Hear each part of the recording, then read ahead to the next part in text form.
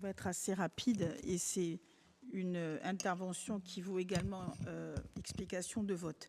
Alors, si les objectifs recherchés sont plus que louables, on les partage tous, la déclinaison opérationnelle pour nous est moins évidente. Alors, Monsieur le Président de l'exécutif, vous avez parlé de difficulté de l'exercice et on le ressent. Vous avez parlé de technocratique et on l'a ressenti un petit peu comme ça. Alors, ne le prenez pas comme une critique frontale. Nous pensons que c'est lié également aux diverses missions de l'AUE. Il y a par exemple, nous pensons par exemple que décliner des indicateurs de performance, par exemple sur l'énergie, c'est peut-être plus facile que sur l'aménagement du territoire. Aujourd'hui, vous savez que pour mesurer l'efficacité de nos politiques publiques et la performance, tout passe par des indicateurs qui soient mesurables, quantifiables et pertinents. Et entre autres, sur l'axe 1 qui concerne l'aménagement du territoire, nous pensons qu'on reste quand même dans du conceptuel.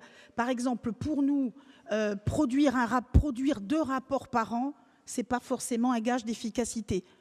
Ou produire 2 guides pédagogiques. Produire en revanche un guide pédagogique qui soit utile, considéré par ses clients ou utilisateurs comme un guide pertinent, utile et comment dirais-je, et facilement compréhensible, ça pour nous c'est un gage de performance. Donc on est un petit peu gêné là-dessus parce qu'on mesure la difficulté effectivement que vous avez pour réaliser cet exercice. Alors, faire un contrat d'objectifs et de performance avec les 6, c'est peut-être plus facile, entre guillemets, avec peut-être les chemins de fer également, parce qu'on a véritablement des choses à mesurer, des actions concrètes à mesurer. Là, sur ce COP, nous ne pensons pas aujourd'hui que les critères retenus permettront effectivement de mesurer l'efficacité de nos politiques. Surtout qu'on va se retrouver un peu dans le juge et partie pour mesurer donc ou pour mesurer ce qui a été fait ou pas fait.